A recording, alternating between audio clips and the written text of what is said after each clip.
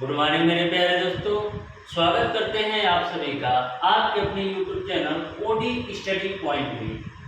तो प्यारे दोस्तों, आज की क्लास में हम लोग स्टार्ट करेंगे केमिस्ट्री का चैप्टर नंबर 2, जिस चैप्टर का नाम है द्रव यानी कि मैटर।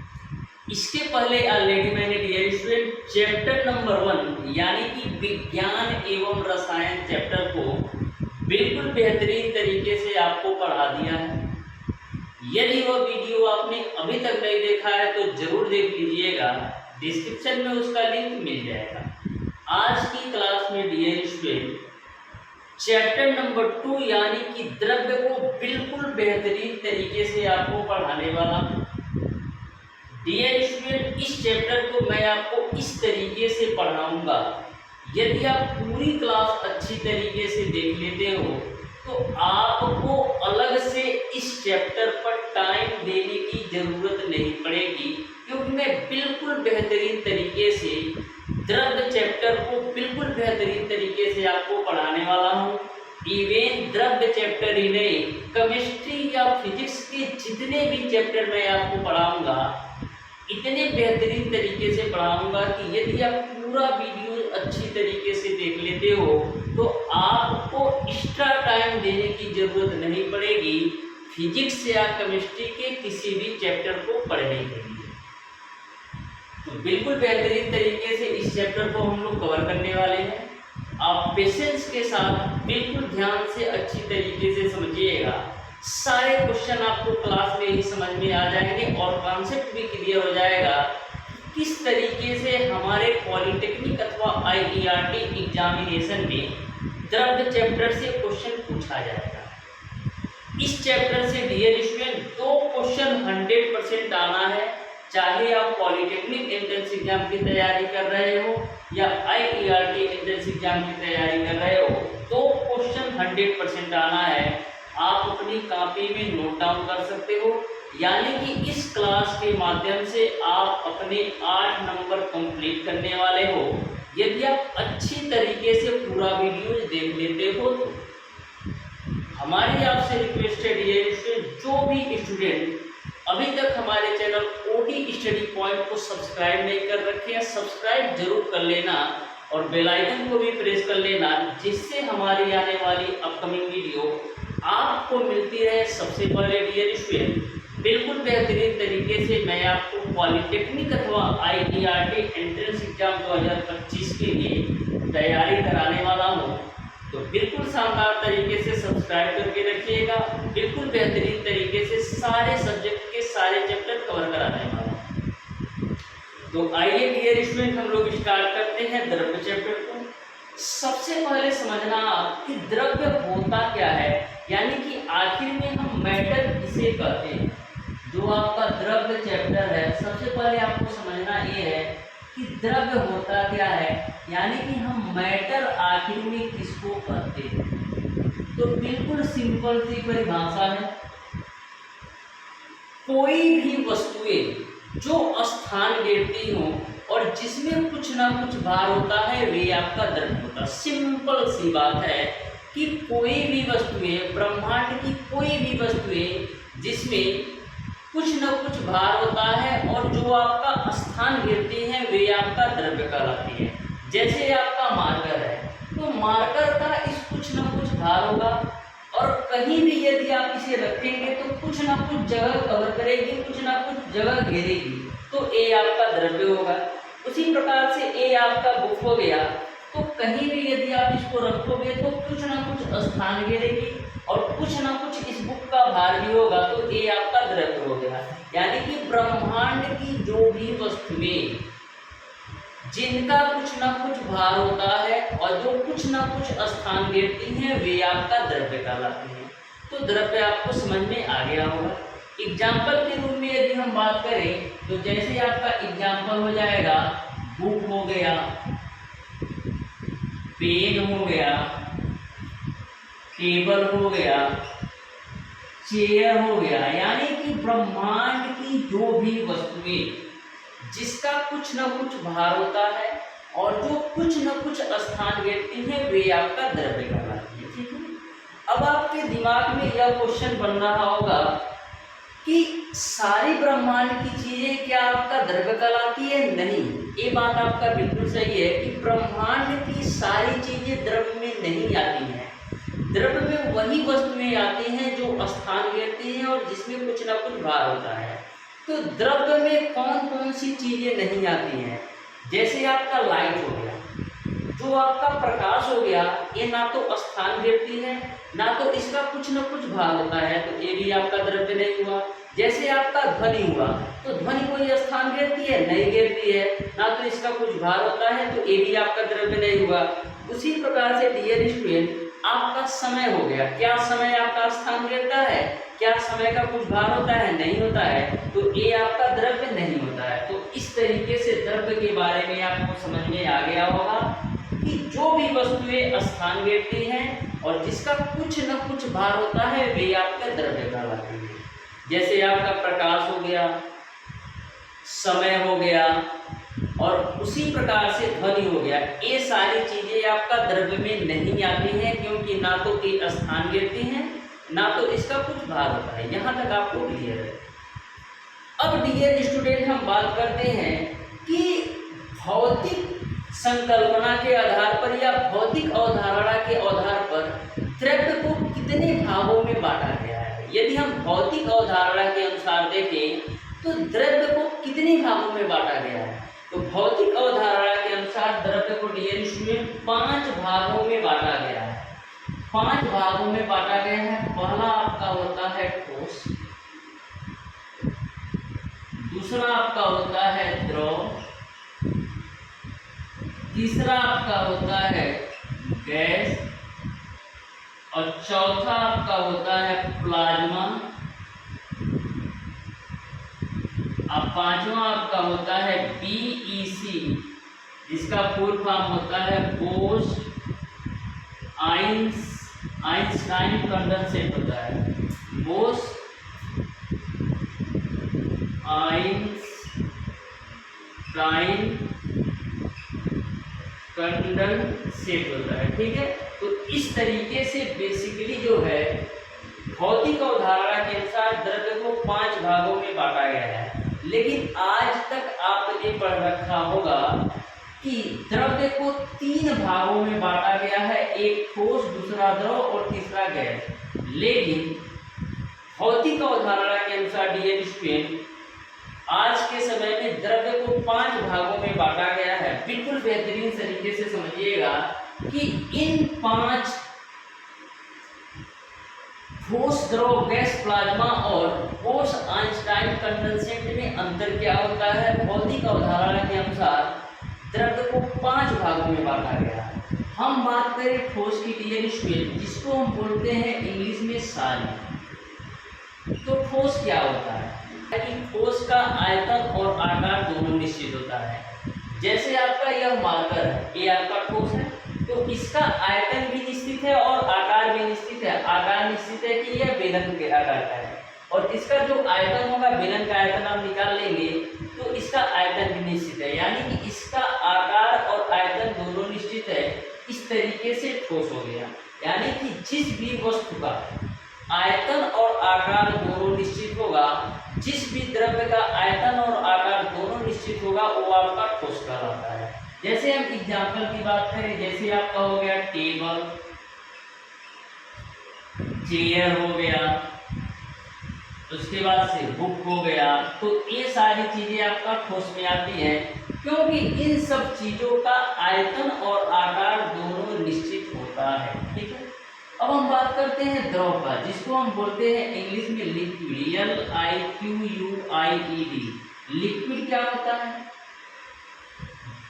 द्रव्य की वह अवस्था जिसका आयतन तो निश्चित होता है लेकिन आकार अनिश्चित होता है, उसको हम बोलते हैं द्रव।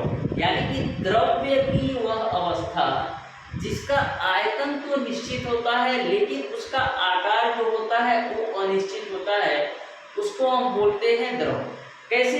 जैसे डियर स्टूडेंट, इस बाटल में हमारा पानी है, मान लीजिए 1 लीटर पानी है इस बाटल में, तो आयतन तो निश्चित है इस द्रव का कि 1 लीटर पानी है, लेकिन आकार इसका निश्चित नहीं है, क्योंकि यदि हम इस पानी को बाटल में रखे हैं तो बाटल का रूप ले ले रहा है, लेकिन इसी हम पानी को यदि हम भगोने में डाल दें या कढ़ाई में डाल दें तो उसका रूप ले ले रहा है। यानी कि इसका आयतन तो निश्चित है लेकिन आकार अनिश्चित है। जिस भी बर्तन में डालेंगे उस बर्तन का रूप ले लेगा।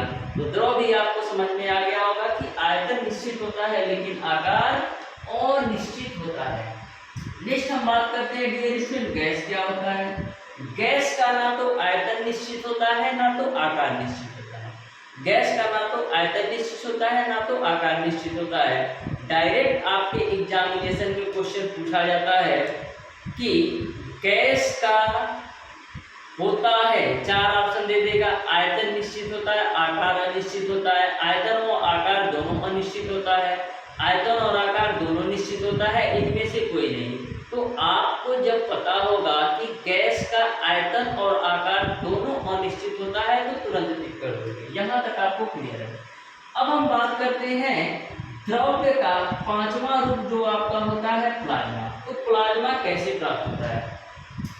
जब किसी ठोस को आप गर्म करते हो तो सबसे पहले वो द्रव अवस्था में जाता है, फिर द्रव अवस्था से और गर्म करते हो तो गैस अवस्था में जाता है। लेकिन गैस अवस्था से जब और गर्म करते हो तो जो उसके कण होते हैं ना आयनाइज हो जाते हैं, तो वह प्लाज्मा का रूप ले लेता है। ये आपका चौथा रूप हो जाता है। तो ध्यान से समझना है कि जब किसी भी आप ठोस को गर्म करते हो तो सबसे पहले ठोस जो होता है द्रव अवस्था में जाता है, जब और गर्म करते हो तो द्रव अवस्था में गैस अवस्था में जाता है, जब और गर्म करते हो तो गैस अवस्था से उसके जो अणु होते हैं ना आयनाइज हो जाते हैं, तो प्लाज्मा का रूप ले लेते हैं। यही आपका द्रव्य का चौथा रूप है। द्रव्य का जो 5वां रूप है वो आपका BEC होता है, यानी कि बोस आइंस्टाइन कंडेंसेट होता है। मैक्सिमम टाइम आपके पॉलिटेक्निक अथवा IERT एंट्रेंस एग्जाम में पूछा गया है कि द्रव्य का 5वां रूप है तो BEC होता है, बोस आइंस्टाइन कंडेंसेट। BEC लिखकर आ भी सकता है या पूरा फुल फॉर्म लिख देगा बोस आइंस्टाइन कंडेंसेट। तो बिल्कुल ध्यान में रखिएगा कि द्रव्य का जो 5वां रूप है वो आपका बोस आइंस्टाइन कंडेंसेट होता है। यहाँ तक आपको सारी बातें अच्छी तरीके से समझ में आ गई होगी। ये तो मैंने भौतिक अवधारणा के अनुसार द्रव्य को 5 भागों में बांटा गया है, इसके बारे में आपको बिल्कुल बेहतरीन तरीके से आपको बता दिया। अब डियर स्टूडेंट, रासायनिक अवधारणा के अनुसार द्रव्य को कितने भागों में बांटा गया है, बिल्कुल बेहतरीन तरीके से समझिएगा। बिल्कुल आसान भाषा में मैं आपको बताने वाला हूँ कि रासायनिक अवधारणा के अनुसार द्रव्य को कितने भागों में बांटा है। बिल्कुल सिंपल तरीके से ध्यान से समझिएगा। रासायनिक अवधारणा के अनुसार द्रव्य को डियर स्टूडेंट 2 भागों में बांटा गया है। एक आपका मिश्रण होता है और दूसरा आपका पदार्थ होता है। जो आपका द्रव्य होता है डियर स्टूडेंट, इसको 2 भागों में बांटा गया है। पहला आपका होता है मिश्रण, ठीक है। दूसरा आपका होता है डियर स्टूडेंट पदार्थ। सॉरी, पहला आपका मिश्रण होता है, दूसरा आपका क्या होता है पदार्थ होता है, ठीक है। दूसरा आपका होता है पदार्थ। तो द्रव्य को मेन रूप से रासायनिक अवधारणा के अनुसार 2 भागों में बांटा गया है। पहला आपका होता है मिश्रण, दूसरा आपका होता है पदार्थ। अब मिश्रण को भी डियर स्टूडेंट 2 भागों में बांटा गया है। एक आपका होता है डियर स्टूडेंट समांगी मिश्रण, एक आपका होता है डियर स्टूडेंट समांगी मिश्रण, और एक आपका होता है डियर स्टूडेंट विषमांगी मिश्रण। एक आपका होता है विषमांगी मिश्रण। तो इस तरीके से मिश्रण को 2 भागों में बांटा गया है। एक आपका होता है समांगी मिश्रण और दूसरा आपका होता है विषमांगी मिश्रण। उसी प्रकार से पदार्थ को भी 2 भागों में बांटा गया है। एक आपका होता है डियर स्टूडेंट यौगिक और दूसरा आपका होता है डियर स्टूडेंट तत्व। बिल्कुल बेहतरीन तरीके से आपको समझाऊंगा, आप ध्यान से समझना, आप ध्यान से समझना। द्रव्य तो आपको समझ में आ गया होगा। मिश्रण क्या होता है? मिश्रण का बिल्कुल सिंपल सा डिफिनीशन है कि 2 या 2 से अधिक द्रव्यों को जब एक किसी भी अनुपात में मिलाने पर जो हमको द्रव्य प्राप्त होता है उसको हम मिश्रण कहते हैं। यानी कि दो या दो से अधिक द्रव्यों को किसी भी अनुपात में मिलाने पर जो हमको प्राप्त होता है उसको हम मिश्रण कहते हैं। यानी कि मिश्रण प्राप्त करने के लिए हमको किसी भी अनुपात की जरूरत नहीं होती है। आप दो या दो से अधिक द्रव्यों को किसी भी अनुपात में मिला देंगे तो वो आपका मिश्रण हो जाएगा। तो दो या दो से अधिक द्रव्यों को किसी भी अनुपात में आप मिला देंगे तो वो आपका मिश्रण हो जाएगा। यहाँ पर निश्चित अनुपात नहीं लिया जाता है। आप दो या दो से अधिक द्रव्यों को किसी भी अनुपात में मिला देंगे तो ये आपका मिश्रण में आ जाएगा। तो यहाँ तक आपको क्लियर समझ में आ गया होगा कि मिश्रण क्या होता है। ठीक है, अब देखिएगा जो मिश्रण आपका होता है ना वो आपका भिस्मांगी मिश्रण होता है। भिस्मांगी मिश्रण इसलिए होता है क्योंकि यहाँ पर रेशियो क्लियरेंस नहीं होता है। तो हमेशा ध्यान में रखिएगा, आपके एग्जामिनेशन में डायरेक्ट क्वेश्चन पूछा जाता है कि मिश्रण समांग है या भिस्मांग है। तो जो आपका मिश्रण होता है ना एक प्रकार सा भिस्मांग है। तो इसको आप बिल्कुल ध्यान में रखिएगा। मिश्रण आपको समझ में आ गया होगा। अब हम बात करते हैं डियर स्टूडेंट की समांगी मिश्रण क्या होता है। तो समांगी मिश्रण का जो एग्जाम्पल है वो आपका एक तो आपका होता है चीनी व पानी का मिश्रण। चीनी व पानी का मिश्रण समांगी मिश्रण का एग्जाम्पल है। और दूसरा आपका होता है नमक व पानी का मिश्रण। नमक व पानी का जो मिश्रण है ये आपका समांगी मिश्रण है। अब आपको समझ में आ गया होगा कि समांगी मिश्रण क्या है। एग्जाम्पल को आप ध्यान में रखिएगा तो आपको अच्छी तरीके से समझ में आ जाएगा कि समांगी मिश्रण क्या होता है। जैसे चीनी व पानी का मिश्रण समांगी मिश्रण है, नमक व पानी का मिश्रण समांगी मिश्रण है। मैं आपसे एक क्वेश्चन पूछता हूँ कि क्या चीनी व पानी के घोल को, चीनी व पानी के घोल में चीनी को अलग और पानी को अलग आप देख सकते हो? आप कहोगे नहीं देख सकते हैं, तो यह आपका समांगी मिश्रण हो जाएगा। उसी प्रकार से यदि मैं आपसे पूछूं क्या नमक और पानी के घोल में नमक को अलग और पानी को अलग देख सकते हो? यानी नमक के कण को अलग और पानी के कण को अलग देख सकते हो? नहीं देख सकते हो। तो समांगी मिश्रण का सिंपल सा एग्जाम्पल है, सिंपल सा डिफिनेशन है कि एक ऐसा मिश्रण जिसमें हम कणों को अलग अलग ना देख सके उसको हम बोलते हैं समांगी मिश्रण। जैसे चीनी व पानी के मिश्रण में हम चीनी के कण को अलग और पानी के कण को अलग नहीं देख सकते, इसलिए यह समांगी मिश्रण में आ गया। उसी प्रकार से नमक व पानी के मिश्रण में या नमक व पानी के घोल में नमक के कण को अलग और पानी के कण को अलग अलग हम नहीं देख सकते, इसलिए यह आपका समांगी मिश्रण का एग्जाम्पल हो गया। डायरेक्ट एग्जाम्पल से आपके क्वेश्चन बनते हैं कि समांगी मिश्रण का एग्जाम्पल है तो चीनी व पानी का मिश्रण समांगी मिश्रण है, नमक व पानी का मिश्रण समांगी मिश्रण है। तो इस तरीके से आप देख सकते हो कि हम जिस घोल में कणों को अलग अलग नहीं देख सकते वो आपका समांगी मिश्रण है। ठीक, उसी प्रकार से हम बात करते हैं भिस्मांगी मिश्रण। तो भिस्मांगी मिश्रण क्या है, नाम से ही पता चल रहा है। जैसे बालू व पानी का मिश्रण, बालू व पानी का मिश्रण भिस्मांगी मिश्रण का एग्जाम्पल है। उसी प्रकार से मिट्टी व पानी का मिश्रण, मिट्टी व पानी का मिश्रण ये आपका भिस्मांगी मिश्रण का एग्जाम्पल है। जैसे बालू और पानी को आप एक साथ मिला दें तो आप बालू को अलग और पानी के कण को अलग अलग देख सकते हो। यानी कि यदि किसी बाल्टी में पानी भरा हो उसमें यदि आप बालू डाल देते हो तो आप बालू के कण को अलग और पानी के कण को अलग अलग देख सकते हो। तो यह आपका भिस्मांगी मिश्रण हो गया। उसी प्रकार से किसी भी बाल्टी में यदि पानी भरा हो उसमें मिट्टी डाल दो तो मिट्टी के कण को अलग और पानी के कण को अलग अलग देख सकते हो। तो ये आपका भिस्मांगी मिश्रण का एग्जाम्पल हो गया। यहाँ तक आपको क्लियर है। अब हम बात करते हैं डियर स्टूडेंट तत्व क्या होता है। तो जो आपका तत्व होता है ना डियर स्टूडेंट प्योर सब्सटेंस होता है, यानी कि शुद्ध पदार्थ होता है। जो आपका तत्व जो होता है ना वो शुद्ध पदार्थ होता है, प्योर सब्सटेंस होता है। तो प्योर सब्सटेंस में क्या होता है, जैसे हाइड्रोजन हो गया, हीलियम हो गया, लिथियम हो गया, बेरिलियम हो गया। यानी कि जो आपके आवर्त सारणी के 118 तत्व है ना सारे प्योर सब्सटेंस। प्योर सब्सटेंस इसलिए है क्योंकि यह एक ही तत्व से बने हैं। तो यह आपको समझ में आ गया होगा कि तत्व क्या होता है। जो आपका तत्व होता है माय डियर स्टूडेंट, वो आपका होता है प्योर सब्सटेंस होता है। वो आपका क्या होता है, प्योर सब्सटेंस होता है, शुद्ध पदार्थ होता है। यानी कि जो आपका आवर्त सारणी में 118 तत्व हैं, प्योर सब्सटेंस है, शुद्ध पदार्थ है। तो तत्व आपको समझ में आ गया होगा।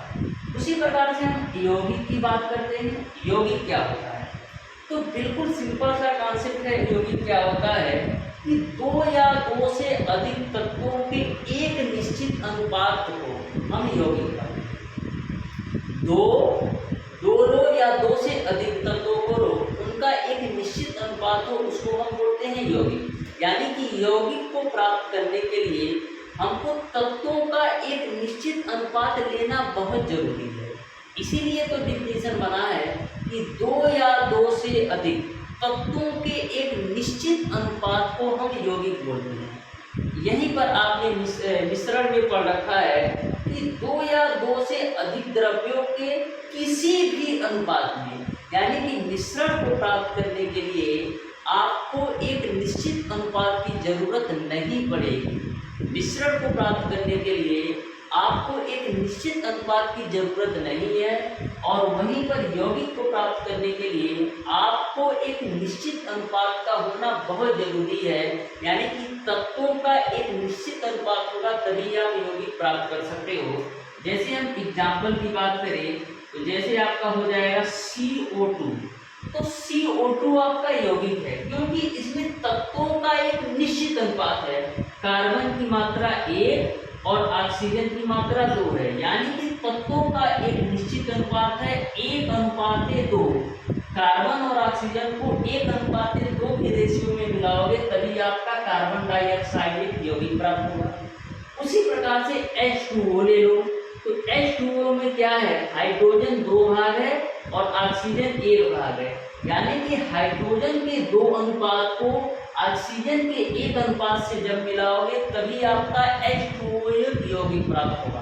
तो आपको क्लियर समझ में आ गया होगा कि यौगिक को प्राप्त करने के लिए हमको 2 या 2 से अधिक तत्वों का एक निश्चित अनुपात का होना बहुत जरूरी है। यहाँ तक आपको सारी चीजें क्लियर समझ में आ गई होगी। ठीक है, नेक्स्ट आपका जो टॉपिक है डियर स्टूडेंट, वो आपका है द्रव्यमान व ऊर्जा में संबंध। बिल्कुल बेहतरीन तरीके से सारे टॉपिक को कवर कराऊंगा। आप बिल्कुल ध्यान से समझिएगा डियर स्टूडेंट, बहुत ही बेहतरीन तरीके से सारे चैप्टर के सारे टॉपिक को कवर कराऊंगा। आप बिल्कुल ध्यान से समझते जाइए। तो देखो, द्रव्यमान व ऊर्जा में संबंध, तो सबसे पहला क्वेश्चन तो ये पूछा जाता है कि द्रव्यमान व ऊर्जा में संबंध किसने दिया। तो द्रव्यमान और ऊर्जा में जो संबंध दिया ना, वो आइंस्टीन साहब ने दिए।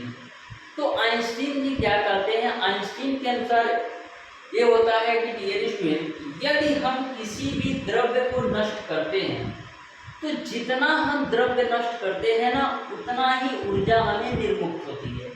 ये आइंस्टीन साहब का कहना है कि द्रव्यमान और ऊर्जा में संबंध के अनुसार जितना हम द्रव्य नष्ट करेंगे ना, उतना ही हमें ऊर्जा निर्मुक्त होगी। यानी कि जैसे हमारा ये मार्कर है, इस मार्कर को यदि हम जलाते हैं तो जितना द्रव्य हमारा नष्ट होता है, यानी कि इस मार्कर के बराबर हमारा द्रव्य नष्ट होता है, तो जितना द्रव्य हमारा नष्ट होगा ना, उतनी ही ऊर्जा निर्मुक्त होगी। ये आइंस्टीन के अनुसार बोला जा रहा है। तो आइंस्टीन के अनुसार डियर स्टूडेंट, द्रव्यमान व ऊर्जा में जो संबंध होता है वो आपका होता है E बराबर mc²। E बराबर mc² होता है आइंस्टीन के द्रव्यमान व ऊर्जा में संबंध के अनुसार। तो इससे भी क्वेश्चन आपके डायरेक्ट एग्जामिनेशन में पूछे जाते हैं कि द्रव्यमान व ऊर्जा में संबंध किसने दिया, तो आइंस्टीन ने दिया। आइंस्टीन के अनुसार जितना हम द्रव्य नष्ट करते हैं उतनी ही ऊर्जा निर्मुक्त होती है। आइंस्टीन के अनुसार E बराबर mc² होता है। अब आपके दिमाग में ये आ रहा होगा E क्या है, M क्या है और C क्या है। E क्या है, M क्या है और C क्या है। तो जो आपका ई होता है ना डियर स्टूडेंट, उत्पन्न ऊर्जा की मात्रा है। ई जो आपका है डियर स्टूडेंट, उत्पन्न ऊर्जा की मात्रा है। जो आपका ई है ना, ये उत्पन्न ऊर्जा की मात्रा है। जो आपका यम होता है डियर स्टूडेंट ना, ये नष्ट हुआ द्रव्यमान है। ये आपका नष्ट हुआ द्रव्यमान है। जो आपका यम है ये आपका नष्ट हुआ द्रव्यमान है। और सी आपको तो पता ही होगा, सी क्या है? प्रकाश का वेग। प्रकाश की चाल कह लो या प्रकाश का वेग कह लो। प्रकाश की चाल कितनी होती है? 3 × 10⁸ मीटर प्रति सेकेंड होता है। यहाँ तक आपको क्लियर है। तो आपको द्रव्यमान व ऊर्जा के संबंध अच्छी तरीके से समझ में आ गया होगा कि E बराबर mc² होता है। डायरेक्ट आपके एग्जामिनेशन में न्यूमेरिकल भी पूछे जाते हैं, तो इस तरीके से आप सॉल्व कर सकते हो। यहाँ तक आपको सारी बातें समझ में आ गई हैं। नेक्स्ट हम बात करते हैं डियर स्टूडेंट कि द्रव्यों में अवस्था परिवर्तन क्यों होता है और अवस्था परिवर्तन होने से क्या क्या चीजें घटित होती हैं इसके बारे में। तो बिल्कुल ध्यान से आप लोग समझिएगा।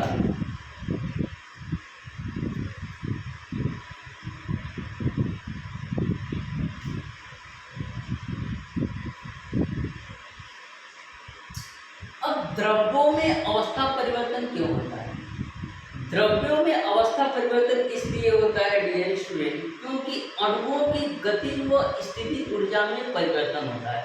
यानी कि अणुओं की गतिज व स्थितिज ऊर्जा में परिवर्तन के कारण द्रव्यों में आपका अवस्था परिवर्तन होता है। जैसे ऐसे समझो डियर स्टूडेंट, जब किसी हम द्रव्य को गर्म करते हैं ना, तो उसकी अणुओं की गतिज ऊर्जा में वृद्धि होती है। अब अणुओं की गतिज ऊर्जा में यदि वृद्धि होगी तो जो आपका ठोस अवस्था में द्रव्य है ना, वो आपका ठोस अवस्था में जो आपका द्रव्य है ना, वो आपका द्रव अवस्था में परिवर्तित हो जाएगा। यदि हम उसी को और ज़्यादा गर्म करेंगे तो अणुओं की गतिज ऊर्जा में और वृद्धि होगी, तो क्या होगा? द्रव अवस्था से गैस अवस्था में बदल जाएगा। तो इस तरीके से आपका द्रवों में अवस्था परिवर्तन होता है। तो द्रवों में अवस्था परिवर्तन इसलिए होता है क्योंकि अणुओं की गतिज व स्थितिज ऊर्जा में परिवर्तन के कारण द्रवों में अवस्था परिवर्तन होता है। जैसा कि मैंने आपको बताया, जब किसी हम द्रव्य को गर्म करते हैं तो होता क्या है? अणुओं की गतिज ऊर्जा में वृद्धि होती है। तो जो आपका ठोस होता है वो आपका द्रव में बदलता है। जब हम और गर्म करते हैं तो अणुओं की गतिज ऊर्जा में और वृद्धि होती है, तो द्रव अवस्था में गैस अवस्था में परिवर्तित हो जाते हैं। ये बात आपको क्लियर समझ में आ गई है। अब हम समझते हैं डियर स्टूडेंट कि द्रवों में अवस्था परिवर्तन कौन कौन से होते हैं। बिल्कुल आप ध्यान से समझिएगा। तो सबसे पहला जो आपका अवस्था परिवर्तन होता है वो आपका होता है गलन। गलन गलन क्या होता है? गलन का मतलब आप गलन से ही समझ जा रहे होंगे, यानी कि किसी भी चीज का गलना। तो जब एक निश्चित ताप पर जब आपका ठोस जो है ना द्रव अवस्था में परिवर्तित हो जाए, उसको हम बोलते हैं गलनांक। और इस प्रक्रम को हम बोलते हैं गलन। तो गलन यानी कि कोई भी चीज गल रही है, तो इसका मतलब ये है कि जब हम एक निश्चित ताप पर किसी भी ठोस को द्रव अवस्था में परिवर्तित करते हैं तो ये आपका होता है गलनांक। और इस प्रक्रिया को हम बोलते हैं गलन। तो गलन आपको समझ में आ गया होगा कि जब हम एक निश्चित ताप पर ठोस अवस्था से